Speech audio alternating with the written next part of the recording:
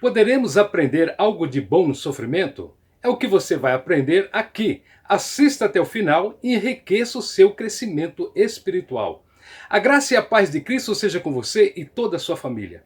E mais uma vez quero agradecer a sua participação aqui no canal e também a sua oração. Se inscreva no canal, ative o sininho, clique no gostei, deixe aí nos comentários um amém, um glória a Deus, compartilhe com seus outros irmãos. Esta pequena ação permite que você também pregue a palavra do Senhor, pois desta forma o YouTube sugere este vídeo às outras pessoas interessadas também.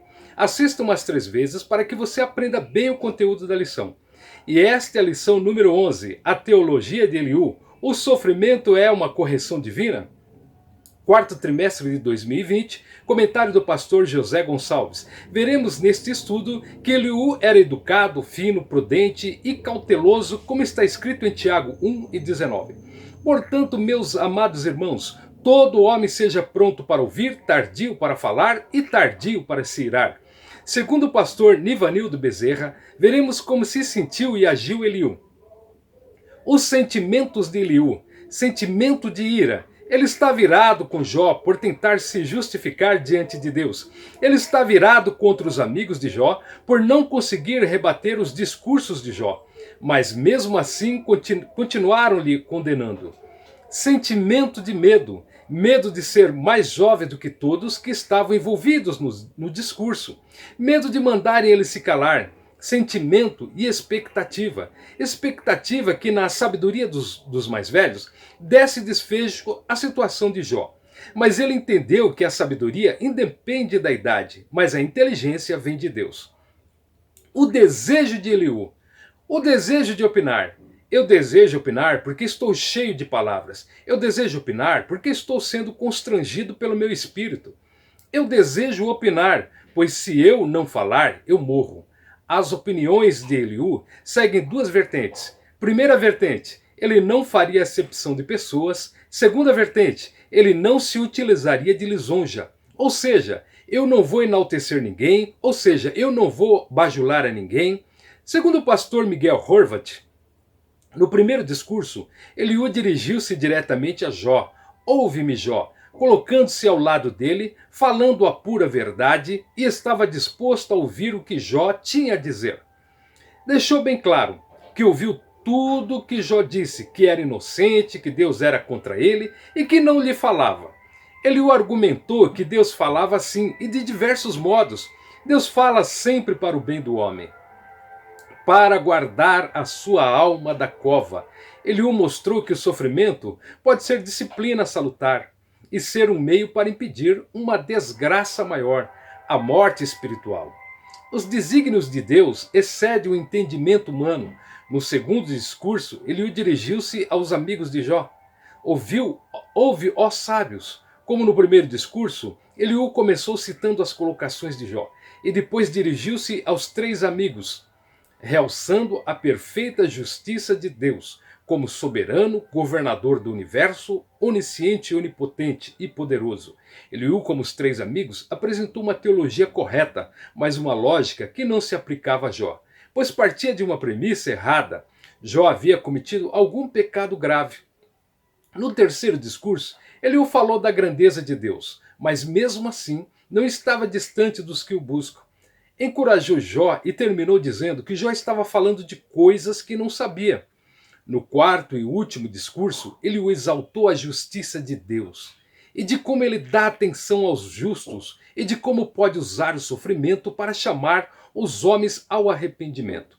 Conclamou que a aceitação com submissão pode transformar a aflição em agente purificador. Eliú terminou seu discurso reconhecendo a tremenda grandeza de Deus na tempestade. Fato que deve levar-nos a uma postura humilde diante do Senhor. Deus é justo e é fiel. Por isso, nossa atitude deve ser de reverência, reconhecendo as limitações do nosso conhecimento. O sofrimento na vida do cristão deve ser um meio pedagógico, educativo. Ele serve para esmagar a soberba humana, polir o caráter do crente, prover crescimento e desenvolvimento ao cristão. Esse não será mesmo depois que passa pela escola do sofrimento. A sua vida muda. Não por acaso o apóstolo Paulo pode dizer: sei estar abatido e sei também ter abundância. Em toda maneira, em todas as coisas, estou instruído a ter fartura como a ter fome, tanto a ter abundância como a padecer necessidade. Posso todas as coisas naquele que me fortalece. Filipenses 4, 12 e 13. Esse é o caminho que o Senhor nosso Deus quer que atinjamos. Ser experimentado, amadurecido e crescido. Que ouçamos a voz de Deus no sofrimento, então poderemos dizer com convicção: posso tudo naquele que me fortalece.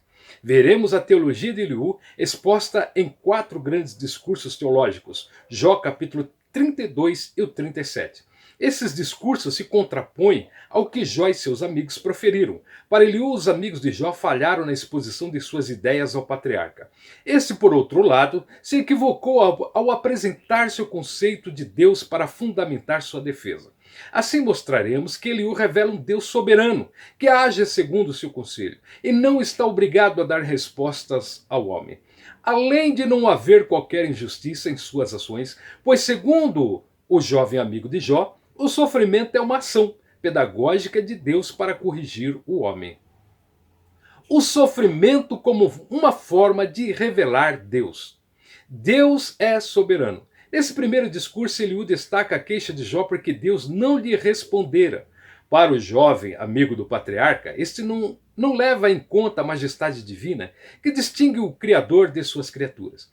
Nesse sentido, Jó havia ignorado que Deus é infinitamente maior do que o homem, e não precisa explicá-lo acerca das suas ações nem do seu silêncio. O orgulho do homem priva-o de ouvir Deus. Todavia, mesmo sendo um ser transcendente, Deus não deixa de se revelar ao homem quando julgar necessário. Por isso, Eliú não aceita o argumento de Jó sobre o silêncio de Deus, pois ele fala ao homem de várias maneiras, incluindo sonhos e visões. De acordo com Eliú, o problema não é o silêncio do Altíssimo, mas o orgulho humano que não lhe permite escutá-lo. O jovem acredita que mesmo o patriarca, considerando-se moralmente puro, padece do pecado de orgulho. Na visão de Eliú, a revelação de Deus tem o propósito de livrar o homem da soberba que o conduzirá à morte. O ministério da redenção. Além de sonhos e visões, Eliú também destaca que Deus usa a enfermidade como um dos canais de comunicação entre Deus e o homem. Por causa dela, ele pode enviar um anjo para anunciar a Jó o seu dever e o que ele deve fazer, e também interceder em favor da saúde do patriarca dessa forma. Esse mensageiro anuncia o que é justo e bom a fim de recuperar o estado de justiça que Jó desfrutava antes da enfermidade.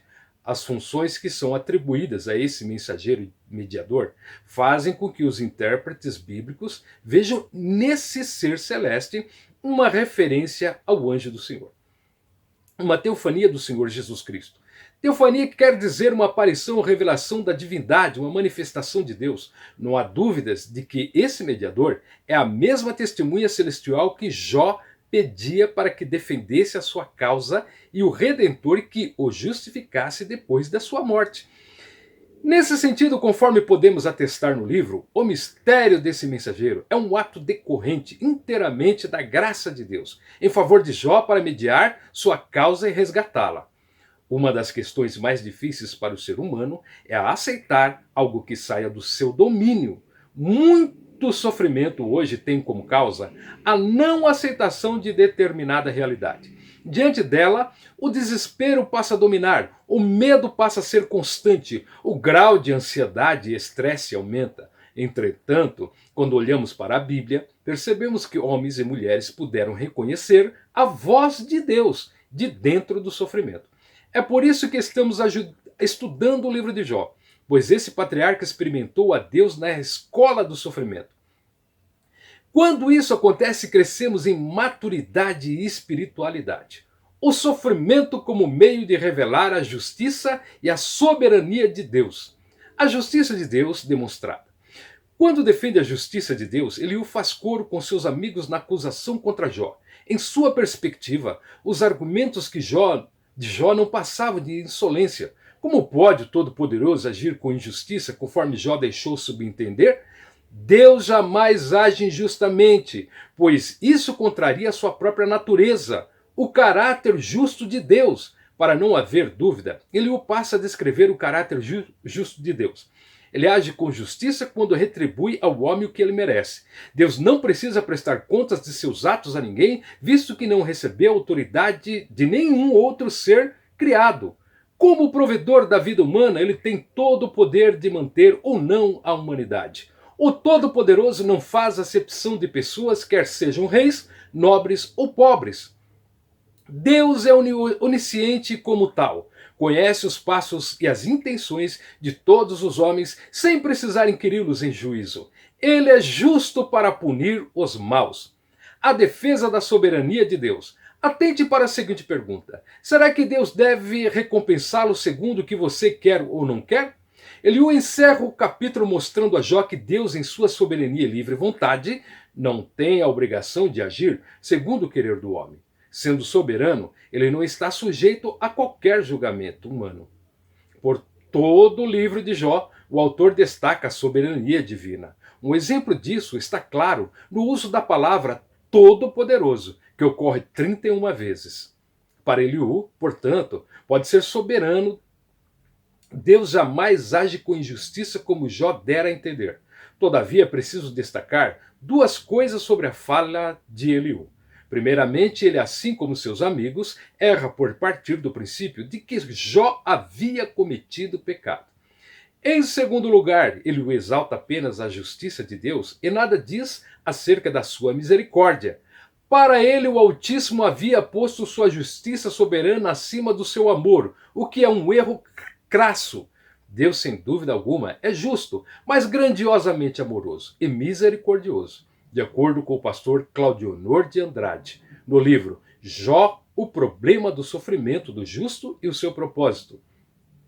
Adiantando-se em seu discurso, exclama Eliú: Pai meu, provado seja Jó até o fim. Quer dizer, seja Jó provado e refinado como ouro. Por conseguinte, deveria Jó, como o mais precioso dos metais, ser intensamente provado, até que todas as impurezas e imperfeições lhe fossem tiradas.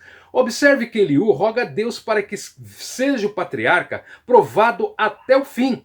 Se Jó tem de ser acrisolado, que lhe seja completo crisol, até o fim. A provação haveria de perdurar enquanto fosse necessária.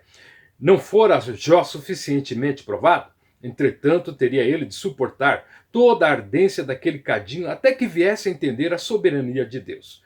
De outra forma, jamais chegaria à estatura de perfeito varão. O sofrimento como instrumento pedagógico de Deus. O caráter pedagógico do sofrimento. Há uma diferença entre o pensamento teológico de Eliú e o de seus amigos. Elifaz, Bildade e Zofar acreditavam que o sofrimento de Jó era por causa de um pecado cometido por ele e a sua recusa em reconhecê-lo. Eliú também crê dessa forma, mas vai além, embora compreenda que durante sua aprovação, Jó se comportou de forma pecaminosa. Eliú introduz a ideia de que o sofrimento tem um caráter pedagógico, educativo. O caráter pedagógico do sofrimento está na capacidade de nos fazer refletir e voltar para Deus. Dessa forma, os justos aprendem com o sofrimento. Adorando a Deus na tormenta. No capítulo 36 e versículo 26, Eliú afirma que Deus é grande e nós o não compreendemos. Para ilustrar o argumento da natureza de Deus, ele faz uma explanação sobre a ação de Deus nas estações do ano, outono, inverno, primavera e verão. O argumento de Eliú tem por objetivo mostrar a grandeza de Deus sobre a criação e como esse fato deve fazer que Jó reconheça como grande e o louve como tal. A fala de Eliú põe em destaque o argumento contraditório de Jó, que por um lado magnificava a majestade de Deus, mas por outro murmurava contra ele. Nesse aspecto, Eliú acerta em mostrar que a adoração e a murmuração não podem coexistir, são atitudes excludentes. Jó ilustra de forma poética o pensamento do orador. É uma metáfora da situação do patriarca, que no meio da tormenta, em todo o seu impacto e estrondo, pode contemplar o caráter pedagógico do amor de Deus. Segundo o pastor Claudionor de Andrade, Depois de meditar longamente sobre o propósito do sofrimento do justo, declara T. Charlin: tudo depende do modo por que se sofre, mas Deus sempre tem um pensamento de amor nas tristezas que nos envia. Afinal, como enfatiza o apóstolo, todas as coisas concorrem juntamente para o bem daqueles que sinceramente amam a Deus. A pedagogia da prova conduzia Jó através das mais difíceis provas. O Senhor permitiu inimagináveis provas, a fim de que ele viesse a tornar-se um instrumento ainda mais valioso e útil para o seu reino. Quão maravilhosa é a pedagogia do sofrimento! Sem incrédulos, ensina-nos a crer. Sem intempestivos, disciplina-nos em um amor paciente e temperante. Sem indiferentes, leva-nos a chorar com os que choram e alegrar-se com os que se alegram. Sem Deus, sim, Deus educa Jó por intermédio do sofrimento, por isso não se desespere. Este é o modo pelo qual o Senhor educa os seus filhos. Segundo o pastor Nivanildo Bezerra, ao terminar esta mensagem, podemos aprender algumas verdades. Em primeiro lugar, devemos ser éticos e respeitosos ante os mais velhos, mas nem por isso devemos ficar neutros a certas verdades. Em segundo lugar, devemos procurar ser o mais justo possível ao falarmos, evitando fazer acepção de pessoas, favorecendo a uns e prejudicando a outros. Em terceiro lugar, devemos entender que Deus fala e devemos estar atentos à forma de como ele fala e os objetivos por que ele está falando. E em quarto lugar, quando tivermos um sonho, antes de contar a alguém, devemos orar para que Deus nos revele a sua real interpretação. Pois, segundo Eliú, Deus fala por meio de sonho e visões. O Senhor Jesus quer usar você para falar com outras pessoas. Portanto, tenha calma, paciência, sabedoria e muita oração. Glória a Deus por terminarmos mais esta videoaula e pela palavra de Deus que permanece para sempre. Assista mais 3 vezes para você absorver bem o conteúdo da lição. Se inscreva no canal, ative o sininho, compartilhe, deixe aí um comentário incentivador, um amém, aleluia ou glória a Deus. Dessa forma o YouTube oferecerá esta aula às outras pessoas. Com esta ação, você estará pregando a palavra de Deus junto com a gente. A próxima lição, lição número 12... Quando Deus se revela ao homem, aprenderemos que mesmo sendo alto e sublime, Deus se revela ao homem, falho e mortal. Até a próxima lição. Querendo Deus, Deus abençoe a sua casa, a sua família, a sua vida, hoje e sempre.